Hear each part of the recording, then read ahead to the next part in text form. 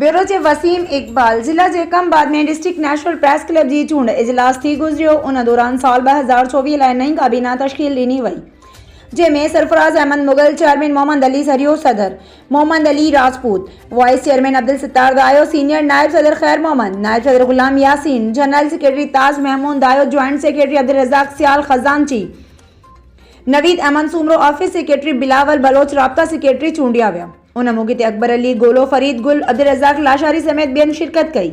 उन मौके ते डिस्ट्रिक्ट नेशनल प्रेस क्लब जे कमबाद जे नवन उहदेदारनि खे Awami media press club team Nadeem Lashari, Zulfiqar Dashti, Mohammad Yousuf Dashti, Waseem Iqbal Dashti, गुलंजो हार पारां मुबारकबाद ॾिनी वई।